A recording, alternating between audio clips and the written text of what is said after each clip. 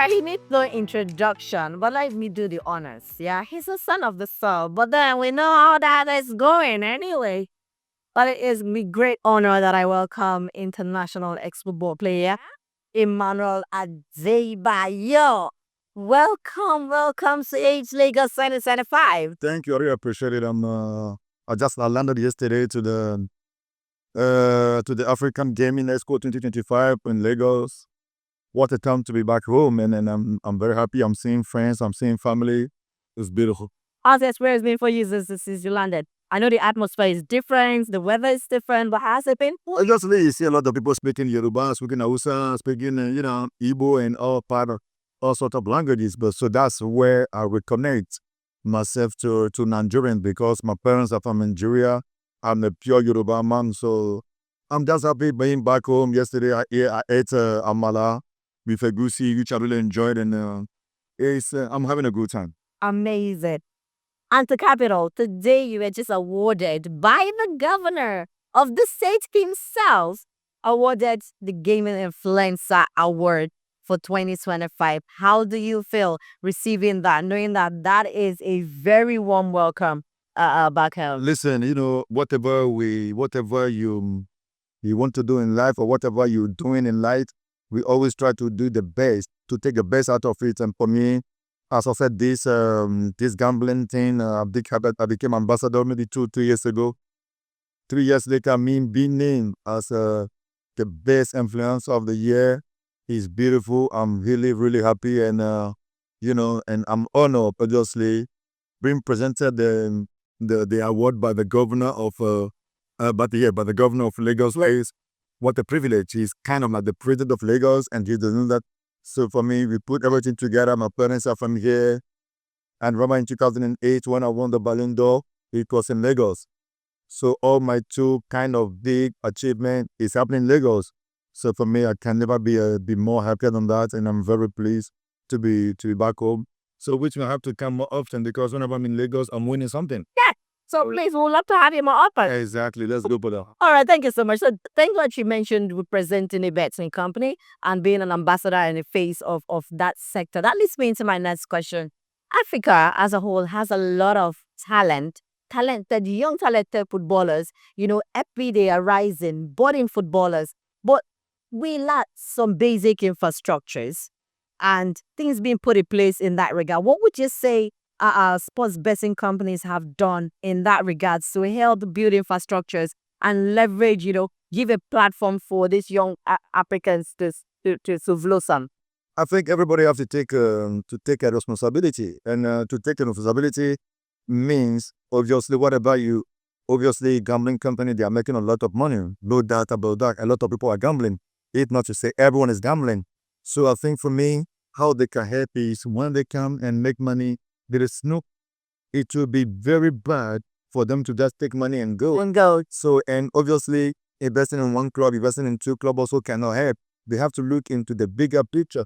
Look into how, because I knew some betting company had a sponsor for a whole league in the country. Yeah. So for me, being a sponsor for a league is also a good thing.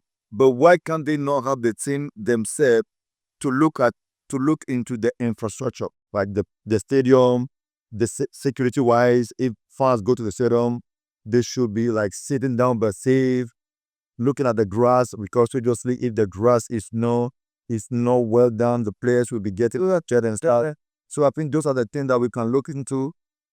And instead of, like, we knew they are investing in national teams, but in the country, before we get to that level, you need the league to be stable. Yeah. You need the players to be stable. You need the players to enjoy the game. So I'm betting all these betting companies to find a way with the government in each respectful country to see how they can come together and help develop the infrastructure. We're talking about football academy, football pitch, health center. It's all part of the infrastructure. So I think those are the problem you have to tackle now, so we can make the sports company better. Yes. Amazing. Thank you so much. I'm going to ask you this question. You see a lot of after the footballing career, because football is something that has a time cap. as every other sport. Yeah, it's a physical sport that exerts all your energy and everything so far. So physical. So now we see a lot of ex-footballer after, going through their time as, footballers playing football. We see them transitioning into either punditry, football analysts, coaching and all of that. But right now we have the, rapid and evolving technology that is called artificial intelligence, handling a lot of all of this activity, or we humans relying on them, to handle most of these key aspects of the sports or the game. Or how do you think that it can be adopted, as what's the best way to incorporate it into our day-to-day, life as ex-footballers transitioning into other sporting careers? But as you said, it's a good thing. At the end of the day, you have to know yourself, and you have to know in which field suits you more. Obviously, some footballers, some ex-footballers, you can see some of them are playing tennis today. Some of them are ambassadors. Some of them are doing coaches. Some of them are managers. Some of them are ambassadors for sports in their country, respectively. So for me, I think artificial intelligence helps a lot. My team will use it a lot to see, obviously, because of all my interview, we gather them together and see in which way AI can help communicate with my fans or with my audience. And that's what we are doing. And sometimes I can ask artificial intelligence, okay, this is what I want to do. This is how much I have. How can I use it to make it perfect? And obviously, they give me an idea and I put my ideology into it and we are getting it right. But don't get it twisted. It's not easy. It's a big job. You need a team around you. And I have a few team. I have on the social media, I have maybe 10 to 15 people working for me only on social media. I have my farming company. I have my foundation. Overall, I have 100 people working for me. So whatever I need, anyone in any department, I always reach out and they always tell me what they think. And as a team, one, you can push. But as a team, we can always go forward or you can go even beyond your expectation. And that's what I'm doing. Amazing. So I'm going to ask the last questions because I don't want to hold you for too long so you can go have lunch. But I'm going to ask you this. So there's the same that once you leave footballing, um, what else for a lot of people? And then that question always stemmed from the fact that during your footballing days, that exposed to a lot of money, a lot of income. How do they control these finances? Some don't properly, while some they do invest in all that ventures and all of that. But we've seen quite a number of people that have lagged behind after the career ends. There is not so much more, to do and nothing to show for that. But how do you think footballers right now, what advice can you give to footballers for future purposes to manage their finances and how can they use all of these fintech solutions to do that? Remember, I was young also. So, when I was young and I was making, as you said yourself, you mentioned it earlier on, there's a lot of money involved in football. And when I was young and when I was making a lot of money, obviously the head is gone. We want to buy watches, we want to buy cars, we want to buy chains with diamond. And obviously we want our big brothers to advise us. But are we ready? Are we open to listen, to take it in? That's one thing that is very hard today. Obviously, if you see a young footballer now and a rapper, they are the same. They are wearing big chains, diamond chain. But I'm happy because most of these players now you see them, they're going through to agriculture. Some of them going to farming. Some of them doing betting companies. Some of them are buying houses. I thought it's estates. It's going into real estate and all of So a lot of them are going to real estate.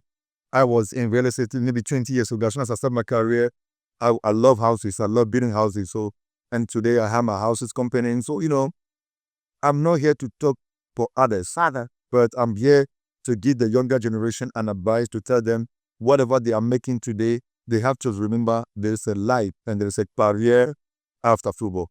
So whatever they're doing, you can divide your salary into 3 or 4.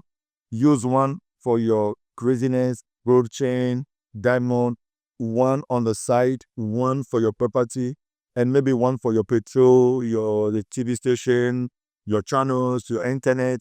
But 1 or 2 have to always roll on the side, saving for the future. So with me, now whatever I'm using now is most of the money, like I say. And obviously, luckily for me, I'm ambassador for so many companies, and I have my, as I said, I have my farm, my cow farming, my butter company. I have my foundation, and I have so many things going on in my life. This is crazy, but I will not say because I'm intelligent. I will not say because You're financially literate. Yeah. what I can say is I'm lucky. I'm lucky. Amazing. Before I let you go, to the organizers of the Age Lagos putting this together for the second year in a row and have this massive turnout. We're saying something before the camera went on about how over 40 different nationalities are gathered here in Lagos for this. What would you say to them putting this together? Listen, kudos. And I was lucky to be in one of these events in Kenya 2 years ago. But what I'm saying this year, obviously 2 years ago and this year, there's a lot of change. There's a lot of things moving around. And 2025, what AGE has done, African Gaming Expo 2025 has done is beautiful. Bringing 40 countries together, Canada, America, South Africa, and there's a lot of countries are here. So, kudos to them, and good luck in anything they do. And hopefully the government also will help support, and they can bring the taxes down as they were wishing That's for. how they official. And I wish them best of luck. Thank you so much for talking to us. Like I said, it is an honor to talk to you and seeing one of our legends. It's a huge honor. So thank you so much for giving iGaming Africa the opportunity to have a conversation with you. Thank you so much. Do have an amazing time for the rest of the summer. The same to you. Thank you.